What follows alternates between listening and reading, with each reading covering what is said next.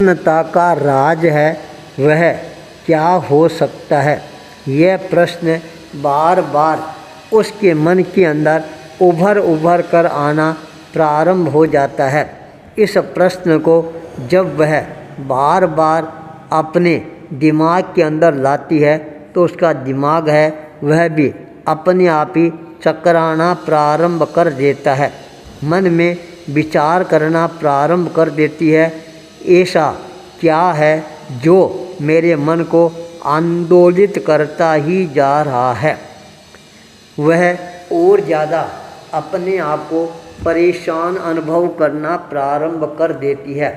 शालिनी अपने आप को रोक नहीं पाती है और अपने मन का प्रश्न है उसका समाधान प्राप्त करने के लिए तड़फना प्रारंभ कर देती है।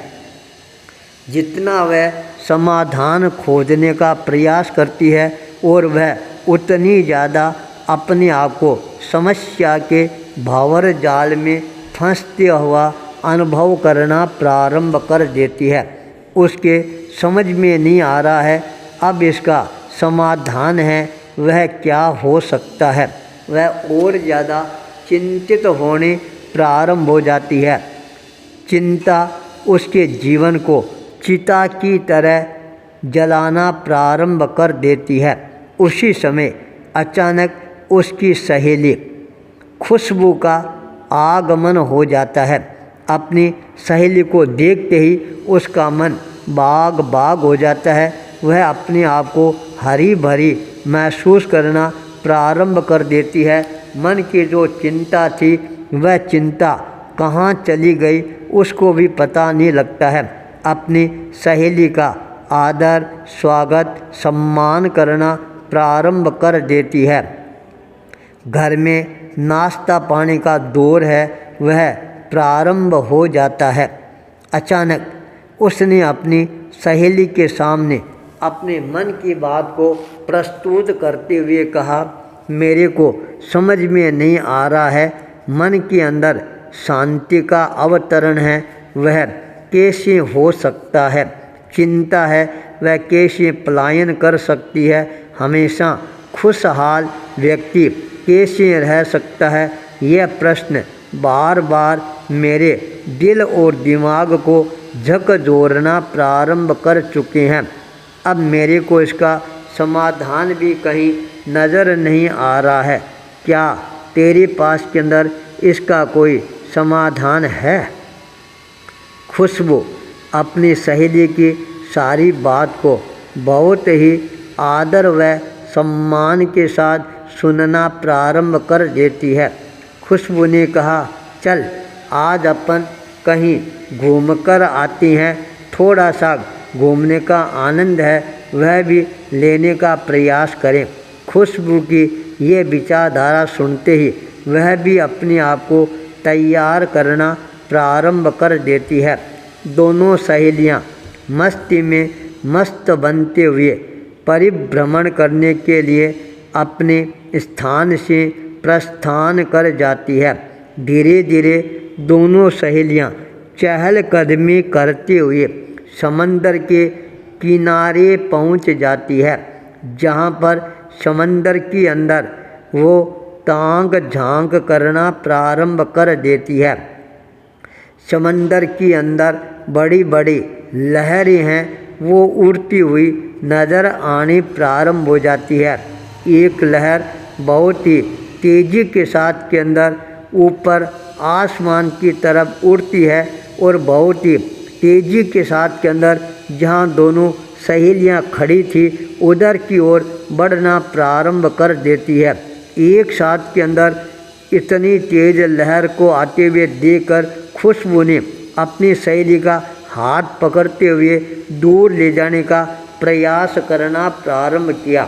इतनी में तो वो लहरें उनसे टकराती है, सारा शरीर है उनका पानी पानी हो जाता है। पानी बहकर समंदर में चला जाता है। अचानक खुशबू का ध्यान है उस पानी पर जाता है। पानी को देखती है, पानी बह गया पर पानी अपने निशान है वह अवश्य ही छोड़कर जाता है। एक बहुत बड़ा चमकीला पत्थर है उसके ऊपर खुशबू की नज़र जाती है, तत्काल वह उस पत्थर को उठाती है, साफ करती है और अपने फर्श के अंदर आराम से रख लेती है। उसी समय वहाँ पर एक बहुत बड़ा वयोवृद्ध व्यक्ति, 100 बरस से ऊपर का व्यक्ति, उसकी नज़र खुशबू और उसकी सहेली पर केंद्रित होती है और वह अपनी आँखों से देख रहा है इस लड़की ने बहुत ही कीमती चीज़ है वह प्राप्त की है और अपने पर्स के अंदर इसने आराम से रख दिया है। वह वयोवृद्ध व्यक्ति हाथ में लट्ठी लेकर धीरे धीरे अपने कदमों को आगे बढ़ाता जा रहा है। कदम लड़खड़ाते जा रहे थे, फिर भी वह साहस करके उन दोनों सहेलियों के पास में पहुंच जाता है। खुशबू के सामने हाथ फैलाते हुए कहा, बेटी मेरे को बहुत ज़्यादा भूख लग रही है, यदि खाने की कोई चीज़ तेरे पास हो तो मेरे को दो, या कुछ ऐसी चीज़ दो जो मैं बाज़ार में जाकर अपना पेट है ये आराम से भर सकूं। खुशबू तत्काल अपना पर्स है उसको खोलकर देखना प्रारंभ कर देती है। कोई खाने की सामग्री वस्तु है वह मेरे पास में है क्या, पर कोई भी खाने की वस्तु है वह उसको नज़र नहीं आती है। वयोवृद्ध व्यक्ति का जो ध्यान है वह ध्यान केवल उस हीरे के ऊपर ही अटका हुआ था।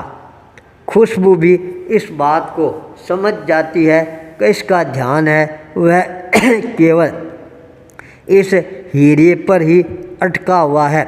खुशबू तत्काल उस हीरे को बाहर निकालती है और उस वयोवृद्ध व्यक्ति के हाथ के अंदर रख देती है और कहती है, बूढ़ा बाबा ये तुम ले और अपना काम कर।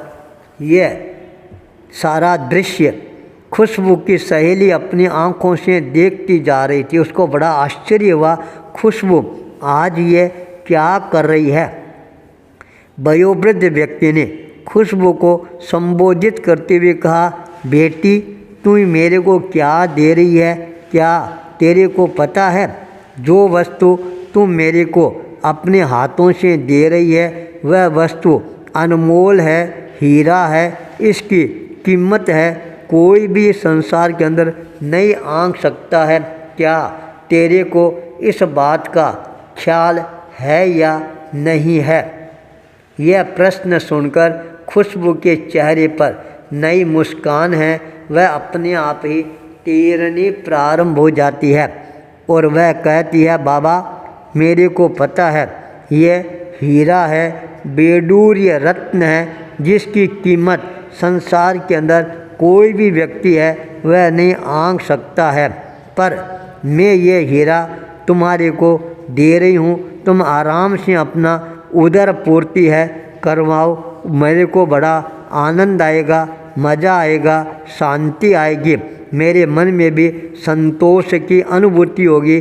चलो कम से कम मेरे कारण किसी वयोवृद्ध व्यक्ति को अपनी क्षुधा है, भूख है, यह मिटाने का अवसर है वह प्राप्त हो रहा है। इतने ऊंचे विचार सुनते ही उस वयोवृद्ध व्यक्ति की आंखों के अंदर अपने आप ही एक नई चमक है, दमक है, वह उभर कर सामने आनी प्रारंभ हो जाती है। खुशबू की सहेली का ध्यान खुशबू पर और उस वयोवृद्ध व्यक्ति पर केंद्रित होना प्रारंभ हो जाता है। वयोवृद्ध व्यक्ति वहाँ से रवाना हो जाता है, पर खुशबू के आँखों के चेहरे का सौंदर्य है वह 100 गुना और ज़्यादा वृद्धिंगत होता हुआ नज़र आना प्रारंभ हो जाता है। खुशबू की सहेली उसको आश्चर्य भरी नज़रों के साथ निहारना प्रारंभ कर देती है। खुशबू ने कहा, क्या तेरे प्रश्न का उत्तर है वह तेरे को प्राप्त हो गया। यह सुनते ही सहेली ने कहा, क्या उत्तर, मेरे को कुछ समझ में नहीं आया। तब खुशबू ने उसको ज्ञान प्रदान करते हुए कहा, किसी भी वस्तु के अंदर आसक्ति नहीं रखना, यही सबसे बड़ी खुशी है। और जो व्यक्ति आसक्ति नहीं रखता है वही हमेशा अपने जीवन के अंदर खुशहाल बना हुआ रहता है। खुशबू के बात सुनते ही उसको अपने आप ही अपने प्रश्न का समाधान मिलना प्रारंभ हो जाता है। अनासक्ति ही खुशहाल बनाती है। आचार्य भूपेंद्र।